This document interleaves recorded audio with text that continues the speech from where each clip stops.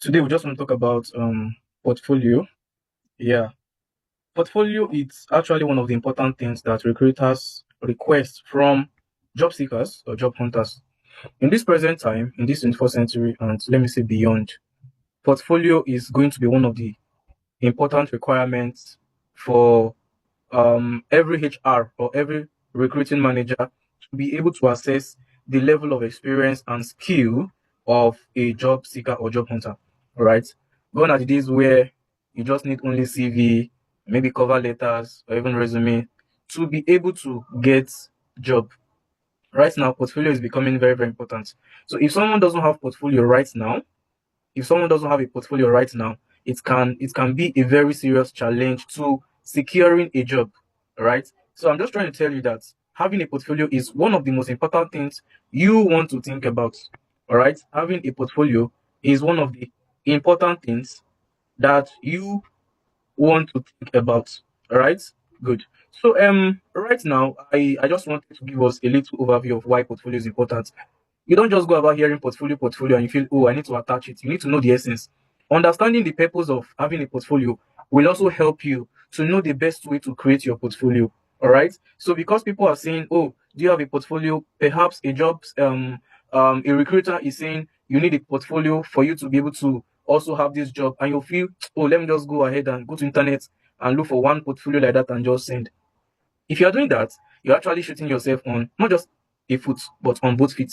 All right. Because you need to know that portfolio is now one of the means of assessing the level of experience, the kind of project that job hunters or job seekers have actually undergone before the time of application. That would enable the HR or the recruiting manager or whoever is in charge to be able to actually compare with um other applications that may have been submitted to know if this person is actually a best fit. All right. So CV is no longer enough. Cover letter is no longer enough. Your portfolio as well as your social media handles are now very, very important. See these four things. These four things are very, very important in this present time. Your CV or resume, your cover letter, very, very important. Which other one? Your portfolio and your social media handles. I'm telling you, these four are very, very important. If any of these four is not properly done, it can really affect you. It can affect you. I'm telling you that for free. Because there are some companies that will tell you to include your social media handles. Do you think they want to go and be liking, making comments, or even subscribing to you? That's hell no. All they are trying to do with those requests is to see your digital image. They want to be able to trace your digital footprints. Oh, this person wants to apply for this role. Let us check the person's history. Let's check the person's past life. How has this person been engaging online? All right. Does this person have a social presence, an online presence? From there, they're going to know if you are going to be a value addition to the team. Even if you say you are somebody who is value driven, they're going to assess that based on what your social media presence. That is why whatever social media presence you have or wherever you are, ensure that what you are doing there is not what can raise a kind of unacceptable controversy. Make sure what you are doing there is something that is sensible, all right? The way you portray yourself there should be such that when somebody comes to that place, they would be able to have a kind of 100%, or let me say 95% conclusion on the fact that, oh, this person is actually okay. All right. You may not score 100%, but then to a very large extent, the person can actually give you a good score. So your social media is very, very important. That means if you're not building on social media platforms, you're also wasting opportunities. I'm telling you. Between Sunday and today, I've actually converted two different people from TikTok. All right. I have converted two different people from TikTok. One was on Sunday, and that Sunday I was even at church. But because the person had my number already, so he was able to send me a message, and then from there he told me that he wanted to pay for one of my services, and then that was it. This morning also, either this morning or this afternoon, while I was working on my laptop because I'm working from home today, somebody also chatted me from that TikTok that she's ready for one of my services. And that's how it is. Now, the question I asked myself was this: if I wasn't intentional, serious, I'm committed to TikTok, maybe I'm portraying a different image of who I'm supposed to be, I doubt I would have gotten these people. And I have them on WhatsApp because having somebody on just one social media platform, something can happen. There was a time I lost about a 1 million naira. It should be more, but then I lost a base amount of 1 million naira, all because Facebook restricted my clients. Yeah, Facebook restricted his accounts. And since then till now, man, I've not been able to have access to that account. It's just pained me that I couldn't just take the conversation to WhatsApp or any other social media platform. So I have learned a very, very big lesson that I don't just dwell in one social media platform. All right. And when there is something that has to do with conversion, I take it to another platform so that Anything that happened in the other one, I will not really be affected. Now, why am I digressing to telling you this? Tomorrow, you may have a client that wants you to do something for him or her, right? They may want you to do a particular thing. Please don't be 100% dependent on the platform you are chatting with. If it's possible, get the person's contacts, phone number, email address. These are very, very important. All right. If you can get another information of the person that could always help you to reach out, even in the event that there's a restriction or there's no access to that platform, please go ahead and do it. This is one of the things I've started doing since I had that experience of losing such huge amount of money. All right. So that is that, by the way. So back to the portfolio I was trying to tell us. Portfolio is very, very important. You need to have a portfolio. Even if a job is not requesting a portfolio, please have a portfolio handy, because you may stumble on a particular job that is telling you that, oh, the deadline for submission is tomorrow, being 8th of April, and you are there. You are seeing it like, let's say you are seeing it around 7 p.m., 8 p.m., 9 p.m., as the case may be, and then you don't have a portfolio. And of course, you cannot go and get something that is haphazard. All right. That is why you need to have a portfolio before time. Right. There's this 5P I usually work with. Since I met this 5Ps, it's been really working for me. And what are they? Five P's. The first one is what? Proper preparation prevents poor performance. 5 P's. Proper preparation will always prevent poor performances. So if I am having my portfolio, even before seeing a job that requests it, I am already preparing, right? I'm already preparing for success. I'm already preparing for what? Having a good performance. I'm already preparing to stand out. But if I do not have it, and then I'm waiting until I see a job that is requesting a portfolio, I will be shooting myself on both feet. So your portfolio is very important because it's going to build trust immediately. Clients are going to see the sample projects you do. They're going to see everything. In fact, most persons prefer portfolio than CV. CV somehow looks outdated this present time. Resume may not really make sense. But you see your portfolio, somebody can easily see, oh, this person have done this. Oh, client testimonial, because in CV, you're not going to see testimonial there. You won't see reviews in CV. Neither will you see images of projects you've done. I believe you are seeing why a portfolio, to some extent, even outweighs a CV, right? So somebody may not see those important things. Oh, the project you've accomplished. Oh, the this and that. They may not see it in the CV, even if you have them written there that, oh, I achieved blah blah blah blah blah. I did this. The person still needs to have what? A visual representation, a visual image of what you have actually done. And that is where the CV, the portfolio is actually coming in. Another important is that what? It gives them evidence, right? Evidence in visuals.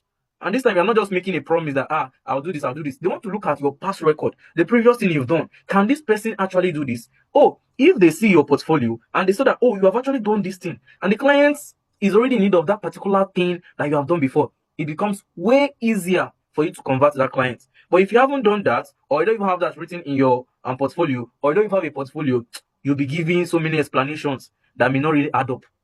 All right. Just like they say, if you don't have evidence, you will explain tire. So the portfolio is more like an evidence of your project, evidence of what you've done over time. All right. Regardless of the time you did it, regardless of how you did it, as long as there's an evidence, it's actually going to help to push you into getting to the recruiter's table for interview.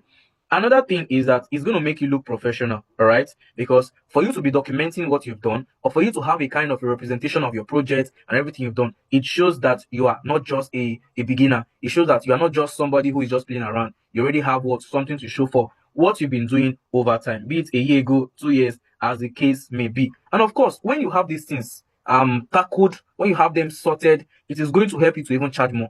All right. If you have a portfolio that is really, really intriguing, really, really surprising, it's going to do more work than what a resume or CV is going to do.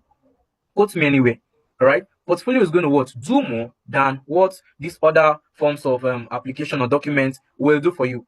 Unless you do not actually do your portfolio very well. That is where you may actually have issues. Then another thing is that what? It is going to save you time. Instead of you explaining that, oh, I worked with Mr. Lagbaja 2 months ago, and what we did was this. Instead of you using as many energy as possible to explain that, your visual representation will do that for you. All right. And of course, your words will not be beautiful because everybody wants to hype themselves. That's just the truth, right? Everybody wants to say even the things that are not true, all because they want to win the interest or the heart of the person before them. So while that is actually known, it is globally known. So you don't even need to hide it. That is what everybody actually is pushing for. So why they are trying to do that, the portfolio is going to what? Be one of the truest forms of evaluation. All right. It is one of the truest forms of what? Evaluation. As long as the content in there are actually what? Correct and can be traceable, can be checked, can be looked up for and all that. So these are just basic things about portfolio. Remember, I said if you don't know the essence of creating a portfolio, you may just get some random nonsense and trying to what portray it to your client who may just use it and go and buy some kind of akara balls by the roadside, right? So when you know the essence of what a portfolio should be, when you know the significance of your portfolio, when you know the weight that your portfolio carries in your application process, you wouldn't want to do it within 1 hour. You wouldn't want to do it within 2 hours, right? You would have to what you would want to wait and be patient until you get the best. And if you're not having the best, you're going to postpone it until you've gotten the best portfolio ever, right? So there is that on that. Now I want to delve into a kind of a practical aspect of what we've just been talking about. If you look at your screen, you can see a kind of a sample, a template. Yeah, this is a template, a Canva template. There are so many of them, right? There are so many of them. So I had to choose this template after searching and searching and searching for myriads of templates that appeared on Canva. So I had to choose this because to some extent, this template is having something I like. Number one is that it is a scrolling kind of template. All right, you can see as I'm scrolling, so somebody doesn't have to. Okay, I think let me see if I can share the other one. There is a particular one, or maybe I've closed the tab. Okay, there's a particular one that is the opposite direction of this. Instead of scrolling down, I'll have to be going here, here, here, and all that. For me, that is actually very, very, very, very stressful for recruiters. All right, it is very, very stressful for recruiters. So the best, should I say the best? Okay, let me say to some extent, this is one of the best forms of what having your portfolio, all right, in such a way that a recruiter can scroll down, just scroll down. He doesn't have to stress himself, just keep scrolling down until he gets everything that he or she is actually in need of. And one of the reasons why I chose Canva for this is because with Canva, you can link this portfolio to your you can link it to your CV. All right, you can link it to your CV as a link. Yes, you can link it to your CV. So instead of you struggling on how to actually attach it to maybe your application, by just copying the link, you can paste it on your resume or your CV. So the recruiter just needs to click the link and it's going to bring them here. All right. So that's one of the reasons why I prefer Canva today, tomorrow. Although the other ones I've really not explored in depth, but so far so good. Canva is one of the resources or software I think is okay for you to get your portfolio. Now, when you are getting your portfolio, there are certain things that has to be there. That's the content, right? I had to document this so that I don't forget. So there are about 7 to 8 of them. I believe somebody is taking note too. There are about 7 to 8 of them, right? The first one is actually introduction, right? So that's what we call intro. Yeah. The intro is just telling them about you. If you can see this first place now, this place you can see it. This Ashwini, Ingo, and all that. I'm still going to show you another one. This place is actually telling us about this lady, all right? What are the things that are evident here? We have Ashwini Ingo. What is actually her niche or what does she do? She's a sales executive, all right? Good. So just ignore this one. This is just trying to say you should reach her and all that. And ideally, if you click on this, I'm not sure it's activated, but there's a way you can actually link this up to the last thing on this slide, right? There's a way you can do that. It's actually very simple. You just click it and just add the link of what you want. That's not what we're doing right now. Let's just get the most important thing. So this is the introduction of this lady's portfolio. So when I hop on it, I am going to see her name. I'm going to see the kind of niche where she is or what she do. Right? Good. So that already tell me that anything I am going to expect from here should be tailored around sales executive. All right. And the personality behind this is this individual. All right. Good. So moving forward, the next thing is about session, about you. So this is where you actually what summarize all what you've done, right? So if this lady is going to talk about her about session, it is going to be a summary, key summary of what she has done or have accomplished over time. All right, what she has done or accomplished over time. So you can see a little information about her. But please don't try to use something as short as this. All right, this just is a template. So you shouldn't get something as short as this. At least 2 paragraphs of what you've done. Tell us about you. And when we say about you, we're not talking about your family's history. We're not talking about where you live. We're not talking about your hobbies. Those things are actually they're not important. They are not important. What is important here is the things that make you to be the perfect individual for that particular role. as in this case now, sales executive. All right. What are the important things that makes you to be the most qualified for that particular role? That's the about section. Then the next thing is your services. Well, for this lady, she actually included experience and education. Me, I don't really see it as being important to add your experience and education. And why is that so? Because you will still have this information on your CV, all right? So I don't really see it being that important, like that important to include it on this particular place. You get, so you may just have to do away with it. So I didn't actually add this as part of the requirement. But if you feel there is a need, or they just request for your portfolio without CV or resume, that is where I think you need to now include this experience and education. All right, good. So excluding those requests and those situations, the next thing is tools and software. Yeah. Now let me talk about virtual assistant in this case, because that is what most of us are actually into. All right. Now, when you're talking about tools and software rather, the tools you use, the tools you are competent in, not just the tools you've heard about, because you could have a test when you've been invited for interview. All right, good. So ensure that what you are including the tools you use.